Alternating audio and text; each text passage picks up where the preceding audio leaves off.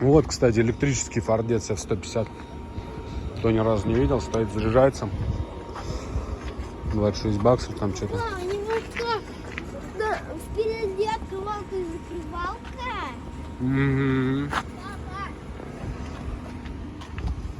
Обычный такой.